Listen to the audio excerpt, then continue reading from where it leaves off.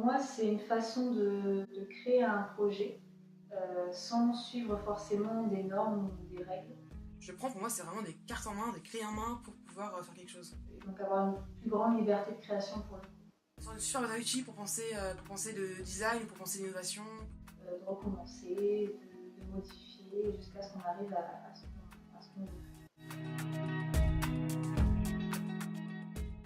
Ça répond aux besoins de l'entreprise de délivrer un certain message, garder son identité dans le projet, mais en même temps justement de répondre aussi à la demande du public. Pouvoir créer de l'innovation, du design au sein de l'entreprise, sans forcément faire appel à un designer.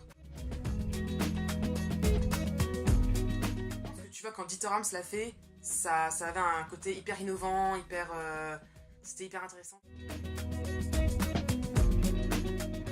On parle des jeux, il me semble, des jeux de cartes. Chaque carte aura on va dire une demande spécifique auquel tu vas répondre.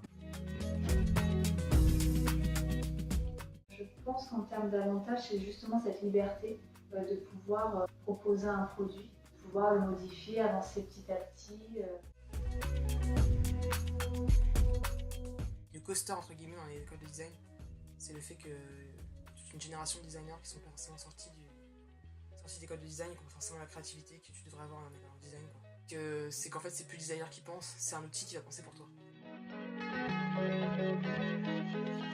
J'ai créé un escape game.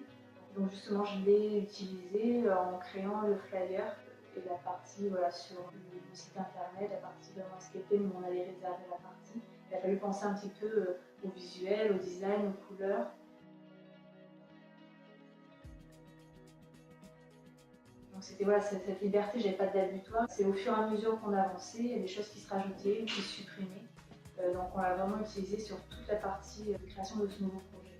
On l'a fait tester au préalable avant un dialogue en fait en fin de partie avec les joueurs pour justement avoir cet aspect critique.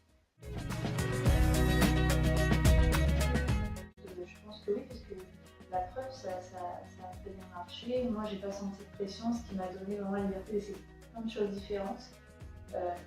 Et puis, forcément, plus on attend, plus on peut arriver à quelque chose d'abouti. Et moi, je l'ai eu, et c'est vrai que si je peux l'avoir sur d'autres projets, je pense faire exactement pareil. Et je pense qu'aujourd'hui, déjà, il faudrait les réactualiser.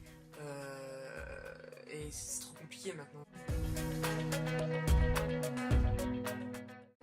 Je pense que ce serait la liberté. En fait.